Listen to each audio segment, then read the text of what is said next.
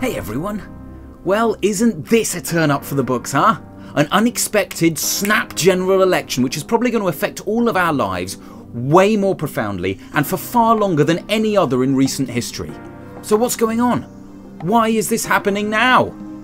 Let's listen to what Theresa May had to say. The government has the right plan for negotiating our new relationship with Europe.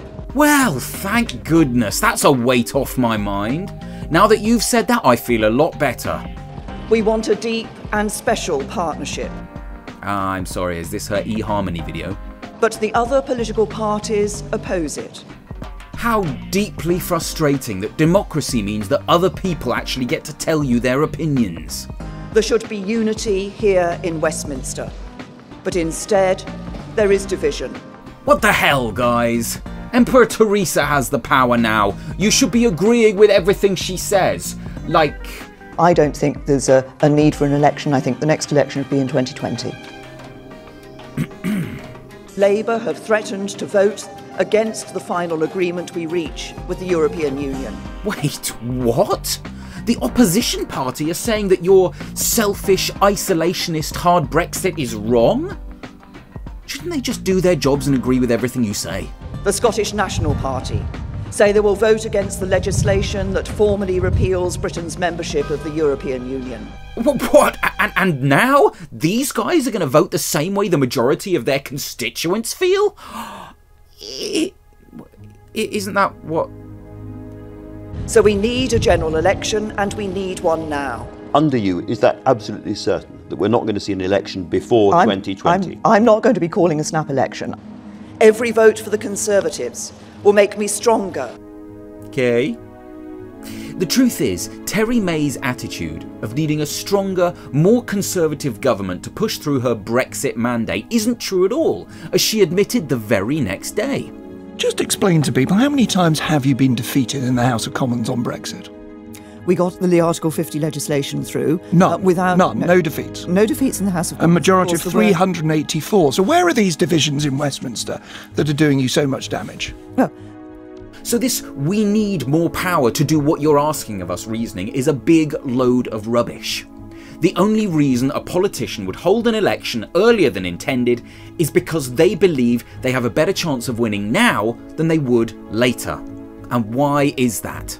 Normally, an election campaign lasts 5 months, with time for planning beforehand and the execution, yet May is giving us only 6 weeks. Ignoring the fact that Conservatives have clearly had as much time to prepare for this as they liked before they admitted that they wanted an election, and other candidates getting their word out is going to be a lot harder, if they save the general election for after Brexit actually occurs and we find out the full extent of their outcome, it could seriously damage the Conservatives' chances in future. By pushing a vote through now, if they win, they can claim that their mandate for a hard Brexit has been given by the electorate rather than just a mandate for, well, some kind of leaving of the EU. But there's more to it than just hoping for a victory. On the very same day as the snap election announcement, this news broke. Well, today's news comes as the Crown Prosecution Service is considering criminal charges against a raft of Conservative MPs and their agents over their expenses at the last general election. That's right. Potentially over 30 Conservative MPs could be charged and possibly have their seats revoked because of their actions in the last general election. Considering they've currently got a majority of just 17 MPs, this could actually take the Conservatives out of power. So what happens if there's an election before anyone can be charged? Well, it all becomes irrelevant. You can invalidate the first election's votes, but by then we'd be into a new government, so perhaps this is a way of bypassing people actually paying for what they've done, and distracting from the whole election scandal anyway. Perhaps another reason for holding the election is to try to give May that mandate to follow through on her selfish, xenophobic, isolationist hard Brexit. Even Nigel Farage, one of the most racist people in Britain, was surprised at how May has been acting. With this and many other phrases, I thought to myself, listening to this, these are all things I've been saying for 20 years. I've been mocked and derided for. We've now got a British Prime Minister telling us their policy. It's no secret that they've had serious opposition from those who are anti-hard Brexit. because frankly, there's been no mandate for a hard Brexit. The Brexit campaign was based on lies that have already been disputed and admitted. MEP Daniel Hannan, the so-called godfather of Brexit, was very clear when he said, absolutely nobody is suggesting that we would give up our position in the free market in Europe. Promising people that we wouldn't be leaving the single market. And yet now, May is trying to push us into a Brexit at all costs scenario. And there will be ridiculous costs. No one is doubting this. The lies told through the Brexit campaign have led to the government being put in a tricky position. They have promises made by various campaigners from various different parties that simply cannot be fulfilled. Some of this isn't their fault, but how they've dealt with it probably is, however, by not mitigating those falsehoods when they were happening. Nigel Farage came out the day after the vote to admit that that massive Brexit bus promise was a lie. The £350 million a week we send to the EU, which we will no longer send to the EU, can you guarantee that's going to go to the NHS? No, I can't, and I would never have made that claim. That was one of the mistakes I think that the Leave campaign made. Hang on a moment, that was one of your adverts. Well, it wasn't one of my adverts, I can assure you. Well, that was one of the Leave campaign's adverts, that money was going to go to the NHS. And I think they made a mistake. That's why many people have voted. They made a mistake in doing that. And why didn't they admit beforehand? Because it helped their cause that people believed it. If you tell people whatever they want to hear, no matter if it's true or not, they will believe it and endorse it. In fact, in February, a survey found out that almost 1 million people would reverse their vote from Leave to Remain should the referendum be recounted. But of course, that's a perfect example of you believing whatever you hear. That number is rubbish. I just made it up. The real number is actually nearly 2.4 million people. Since the referendum, we have seen consumer confidence remain high. You see, Theresa May is trying to sell a bad deal. There's a difference between consumer confidence and spending your money before Brexit makes it crash in value or before you've noticed anything's changed. And we're already demonstrably poorer than we were before the referendum. And we haven't even left the EU yet. Being poorer doesn't necessarily mean having less money. Just because your payslip hasn't suddenly gone down doesn't mean that you can afford to buy the same things. Apple products are a perfect example of this, ludicrously already gone up in price. Electronics tend to become cheaper over time, yet because of Brexit, this laptop in particular has gone up in price by £300. And that's not even the newest model, that's the 2015 laptop, now more expensive than it was to buy when it was the newest thing on the market. And that's based mainly on the fact that the pound has dropped in value. I'm not lying, here are the statistics against the dollar and against the euro. Anything we import from outside the UK is now more expensive. And any business reliant on anything that we import outside the UK will suffer. That means either prices go up or people lose their jobs.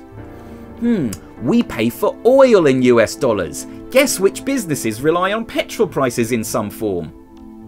All of them. But fuel has gone down in price in the last month. So where does that make sense?